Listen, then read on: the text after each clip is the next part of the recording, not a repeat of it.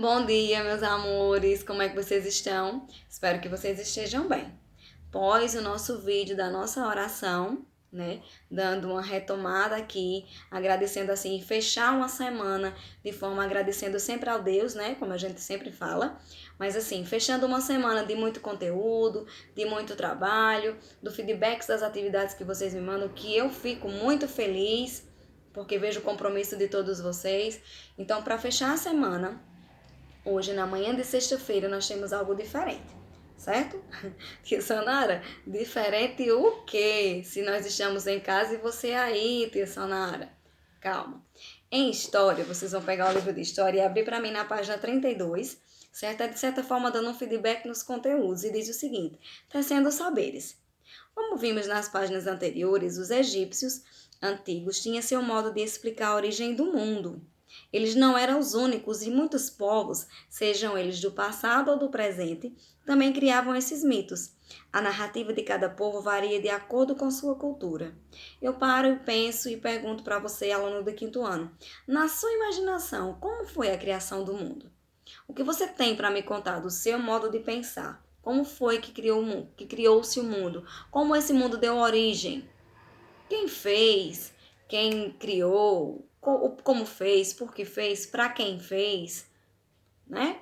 Então, nessa leitura aqui da página 32, vai tratar da questão das culturas e, de certa forma, do olhar diferente de cada uma delas sobre a criação do mundo. Na página 33, eu tenho apenas dois quesitos que vocês vão ter como base de pesquisa a página 32 e um pouco da página 33. Os quesitos dizem assim: nesse capítulo, você leu narrativas de diferentes povos que contam as crenças a respeito da criação do mundo, dos seres humanos, dos animais e das plantas. O que essas narrativas têm em comum? Certo? No segundo quesito, como são chamadas as divindades iorubás? Com base na leitura, vocês vão descrever e vão procurar e vão encontrar como são chamadas as divindades iorubás, certo? Em história, nós só temos essas duas páginas para a gente olhar, analisar e responder. Porque depois dessa aula de história, nós temos lá na produção de texto, na nossa disciplina de produção de texto, vocês vão fazer o seguinte, olha só. Atividade com o tema direcionado por Tia Sonara. O tema da sua produção de texto é a criação do mundo. Em uma folha avulsa, uma folha solta, você vai colocar o cabeçalho da escola, aulas remotas, a data de sexta-feira e colocar produção textual sobre a criação do mundo. E aí vocês vão desenvolver o texto de vocês, certo? Depois que vocês desenvolverem o texto de vocês, vocês vão grampear, anexar nesse bloquinho que vocês já receberam aí, para quando trouxer para mim, Tia Sonara corrigir, olhar direitinho a letra, de certa forma, a caligrafia, a ortografia, a concordância, ver se começou o texto com letra minúscula, letra maiúscula, né, aluno do quinto ano? Então, de certa forma, vocês vão escrever, fazer uma produção de texto com o título A Criação do Mundo, desenvolver o texto e anexar aqui. Antes que tudo isso aconteça, antes que vocês grampeiem ele no bloquinho, eu quero que vocês façam o seguinte, nessa atividade de produção de texto. Além de produzir o texto, vocês vão ler o texto, a mamãe ou o papai, alguém vai filmar você lendo e vai postar no grupo. Como o grupo vai estar fechado, né? Porque só vai ficar até as 11h30 da sexta e depois tia fecha e não tem como vocês fazer tudo com pressa. Vocês vão filmar, alguém vai filmar você fazendo a leitura da sua produção e você vai mandar para a tia Sonara no privado, tá certo? Tia, tenho vergonha, no privado só a tia Sonara vai ver.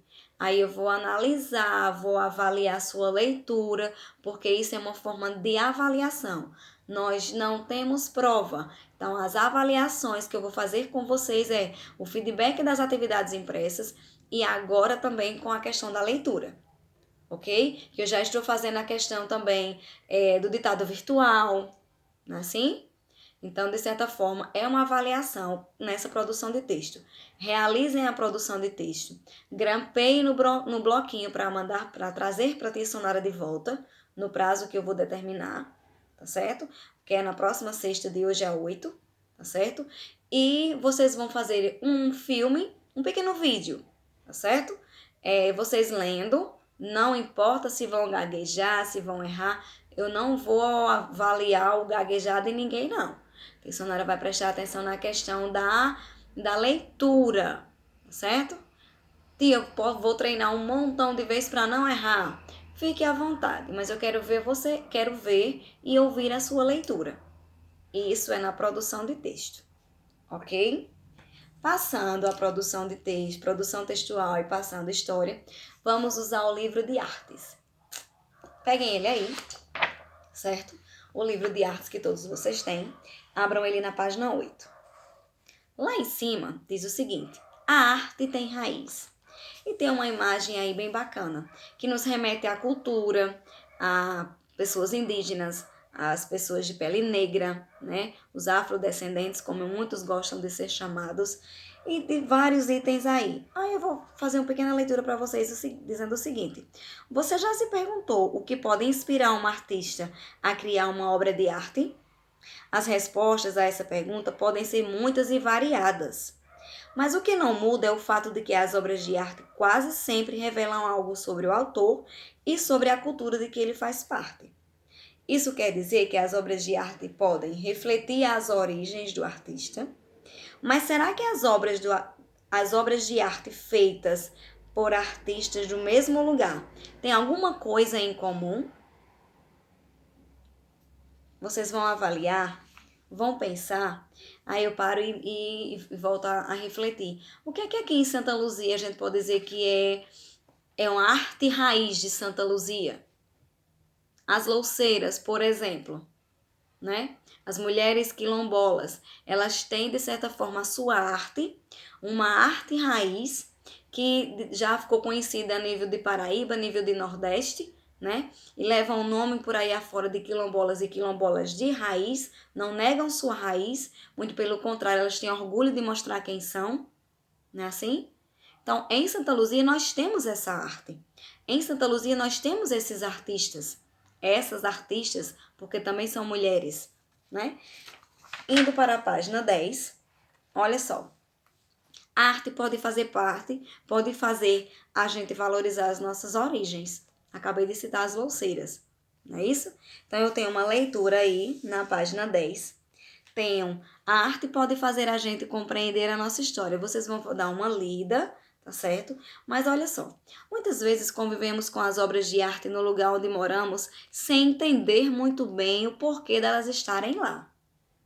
Estátuas nas praças, pinturas em prédios públicos e museus, azulejos nas fachadas das casas e nas igrejas, entre outras obras.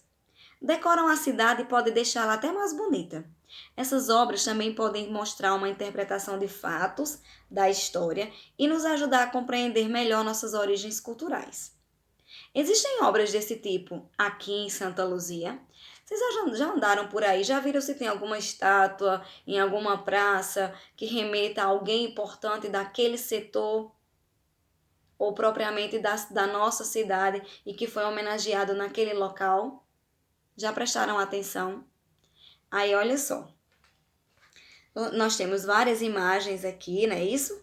Independência ou Morte, de Pedro Américo, em 1888, né? Uma imagem aqui. Depois eu tenho painel de azulejos portugueses no interior do claustro do convento de São Francisco, na Bahia, né? Depois eu tenho o monumento às bandeiras, localizado em frente ao Parque do Ibirapuera, na Praça Armando Salles de Oliveira, em São Paulo.